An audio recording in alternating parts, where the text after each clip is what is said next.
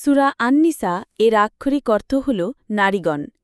এই সূরাটি মদিনায় অবতীর্ণ হয়েছে এবং এতে ১৭৬টি আয়াত রয়েছে। নামকরণের কারণ, এই সূরার নামকরণ আন-নিসা করা হয়েছে কারণ এতে নারী সম্পর্কিত বহু বিধান বিস্তারিতভাবে আলোচনা করা হয়েছে, যেমন নারীদের অধিকার, বিবাহ ও তালাক, উত্তরাধিকার, নারীদের প্রতি সুবিচার ও সম্মান, ইয়েতিম নারী ও বিধবাদের অধিকার, মোহর, নারীর প্রতি কোনো অনুগ্রহ নয় বরং এটি তার আইনগত ও শরীয়তগত অধিকার যা স্বামী পরিশোধ করতে বাধ্য। এটি বিবাহের শর্ত এবং নারীকে সম্মান জানানোর একটি প্রতীক। মোহর নারীর নিজস্ব সম্পদ। ইসলামে মোহর সম্পূর্ণভাবে নারীর নিজস্ব সম্পদ। তার স্বামী, পিতা, ভাই বা অন্য কারো এর ওপর কোনো অধিকার নেই।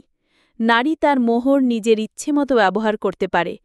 এই আয়াতটি নারীর অর্থনৈতিক স্বাধীনতা ও সম্পত্তির অধিকার নিশ্চিত করে। স্বেচ্ছায় ছাড় দেওয়ার অধিকার। যদি নারী তার প্রাপ্ত মোহরের কিছু অংশ বা সম্পূর্ণটা স্বামীকে স্বেচ্ছায় ও সন্তুষ্টচিত্তে ছেড়ে দেয়, তবে স্বামী তা ভোগ করতে পারবে।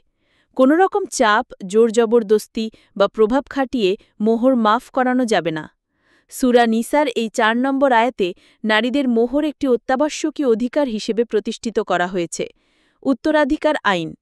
সূরা আন-নিসায়ে উত্তরাধিকার আইন অত্যন্ত সুস্পষ্টভাবে বর্ণনা করা হয়েছে যা নারীদের সম্পত্তির অধিকার নিশ্চিত করে। নির্দিষ্ট অংশ। কন্যা, স্ত্রী, মা এবং দাদিদের জন্য সম্পত্তিতে সুনির্দিষ্ট অংশ নির্ধারণ করা হয়েছে। পুরুষের অর্ধেক। সাধারণভাবে পুরুষের অংশ নারীর দ্বিগুণ হয়। এর কারণ হল পুরুষকে পরিবারের ভরণপোষণের দায়িত্ব নিতে হয়, যার মধ্যে স্ত্রী, সন্তান এবং অনেক ক্ষেত্রে বাবা-মাও অন্তর্ভুক্ত। নারী তার উপার্জিত অর্থ নিজের জন্য ব্যয় করতে পারে এবং তার ভরণপোষণের দায়িত্ব স্বামীর। বহুবিবাহ। ইসলামে পুরুষদের জন্য সর্বোচ্চ ৪টি বিবাহের অনুমতি দেওয়া হয়েছে, তবে শর্ত হল প্রত্যেক স্ত্রীর প্রতি পূর্ণ ইনসাফ ও সমতা বজায় রাখতে হবে। কিন্তু যদি তোমরা ভয় করো যে সুবিচার করতে পারবে না, তবে একজনকেই বিবাহ করো। এটি যুদ্ধ বা সামাজিক প্রয়োজনে নারীদের নিরাপত্তা নিশ্চিত করার জন্য একটি বিশেষ অনুমতি ছিল। স্বামী স্ত্রীর অধিকার ও দায়িত্ব।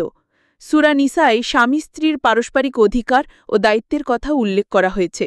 স্বামী পরিবার প্রধান হিসেবে তার স্ত্রীর ভরণপোষণের দায়িত্ব পালন করবে এবং স্ত্রী স্বামীর প্রতি আনুগত থাকবে। বিচ্ছেদ বা তলাক।